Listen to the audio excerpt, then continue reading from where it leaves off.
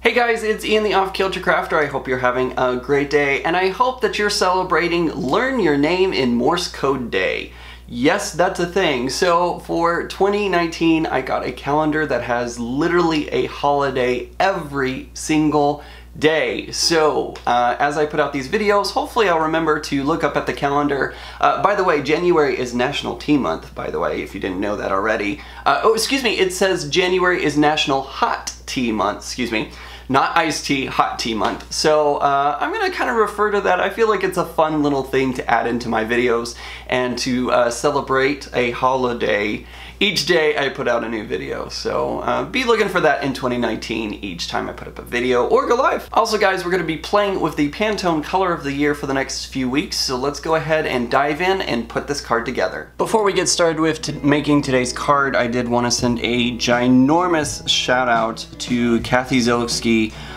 She and I have kind of been talking on Instagram, and she was super kind and sent me this lovely package of goodies and a beautiful card. I didn't realize that she was actually watching my channel, so she says she's been watching for a while, so I'm kind of in awe of the fact that somebody like her is watching my videos. So thank you, Cathy. I really do appreciate it so much. I love the goodies, and we're actually going to be using today's goodies in today's video. So let's go ahead and get started. By the way, how cute is this card? Freaking love it. Today I'm going to be using one of Cathy Zielske's dies from Simon Says Stamp. This is the Oh Happy Day tag. Can't wait to bust this one out and get it all nice and die cut, I guess. So I'm going to be using this, but we need to create a background for this to go on. So I'm going to start off with a panel of watercolor paper that's been cut to 4 1/4 by 5 1/2. I'm going to use my Distress Oxide in Abandoned Coral. This Abandoned Coral is really awesome because it matches up with the current Pantone color from 2019, which is Living Coral. Basically, Pantone is a company, if you haven't heard of it before, that determines what color is going to probably be the most popular color of each year.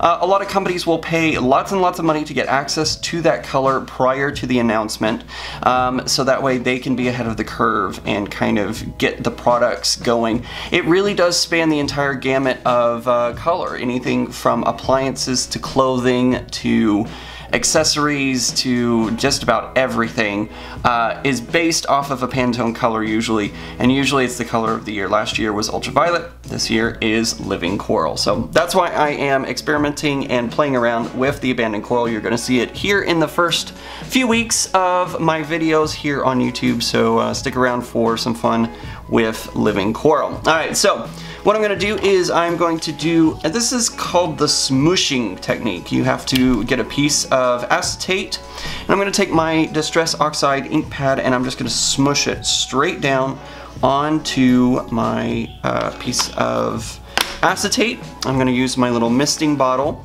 and I'm going to get a few little beads of color going. You did probably notice when I did that, it changed the color slightly. Basically what happens whenever you're using a Distress Oxides is it kind of turns it a little more white. It looks chalky. It's really great for blending and a lot of fun to play with. And I like the smooshing technique because I like to have control over my colors, but I want that watercolor look. So I'm just going to kind of place this on and off my panel a little bit, just getting some good coverage going. And I want that really messy, loose watercolor look, but I don't want to give up that control, so because I'm kind of a bit of a control freak.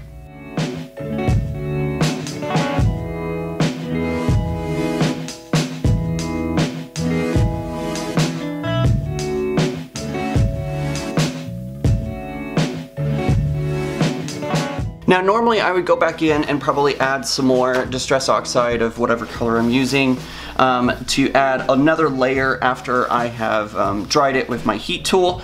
Honestly though, I'm really liking how this one has come out. I'm not too upset with that at all. I do have a little bit of cat hair in it. Hopefully I can either cover that up or make it go away. What's crafting without some animal hair in it, right?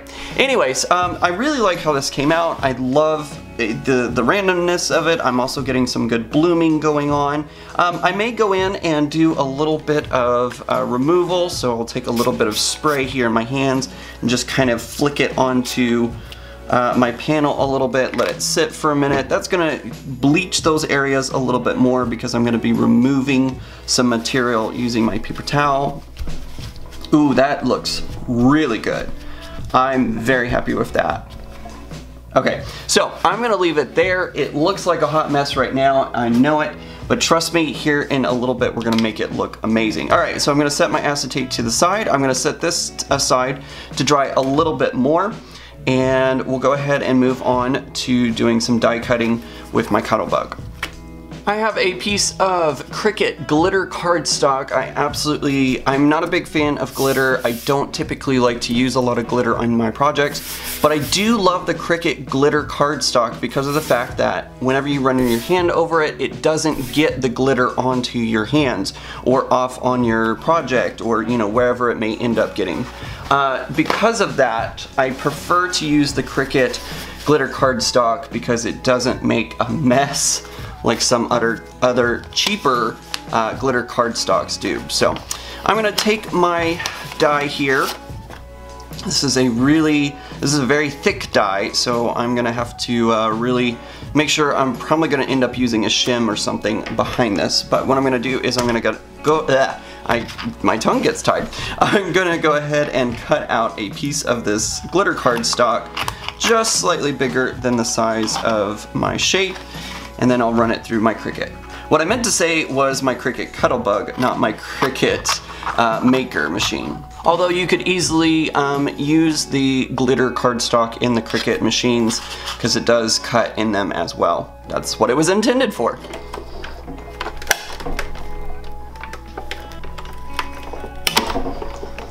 Alright, I got it all die cut, and if I wanted to, I could have saved the inner pieces for like the O, the A, and the P, and the D, but I ain't about that life. That's too much work for me, so I'm just gonna be lazy and do it just like this. And I think I'm gonna put it on my card. Ooh, I don't know why, but I kind of like the negative lefting shift. I think that will look good right there. I am gonna pop this up on foam tape so that way it gives a little bit of dimension. If you've been with me long enough, you know that I'm not like a huge fan of foam tape, and I haven't really used it much in the past, but my opinions have started to change, which is, I guess it's natural and okay, but I don't know why. I'm just more accepting of foam adhesive than I have been in the past for some reason, so I don't know. I don't know what that's about, but we're gonna go with it. So anyways, I'm gonna add some foam adhesive to the back of this tag, and that way if I put it through the mail, should go just fine without crushing anything along the way. Okay, so I kind of feel like that's how my tag is gonna go. I like that a lot. So I'm gonna go ahead and pull out this stamp set. Again, this is the Simon Says Stamp and Cathy Zielske design, CZ design. This is Simple Sentiments. That's not easy when your nose is stopped up. 2, Simple Sentiments 2. And I feel like, what should I do? There's so many in here. Let me see which one I wanna use. Okay, I think I figured out I want to use the Ridiculously Happy For You sentiment. I think that will be perfect for this one. Oh, happy day, ridiculously happy for you. I think that has a good ring to it. So I'm going to go ahead and pull this stamp set out and get this all set up. Alright, I got my sentiment set up right here at the bottom. I think this is going to work out great for the design of the card. I'm going to pull that out while I work with my Tim Holtz stamp platform here. I'm going to use some VersaFine ink because this is a smaller sentiment and I really want to make sure I get a good coverage on it. And I always reach for my VersaFine ink whenever I'm doing stamps that are like tiny or have intricate details to them. I usually feel like I get a really good impression with it. So I'm using my Tim Holtz stamp platform to stamp it down just in case I need to do it again. Okay, I've gotten that stamped, and now I'm going to take the backing paper off the foam adhesive. I may have not gotten the sentiment 100% level, but you know, I'm off kilter, so we're just going to go with it, and that's just how that's going to be. So we're going to stick this right about the center, I feel like.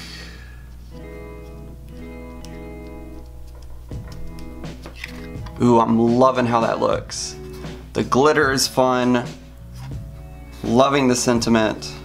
Alright, perfect. So now what we're going to do, you know what, I probably should have done this before that. Oh well, it's fine, it's not a big deal. What I'm going to do is I'm going to take my Tombow Extreme Adhesive, and I'm going to go ahead and put it onto the card base. This is Neenah Solar White 110 pound cardstock.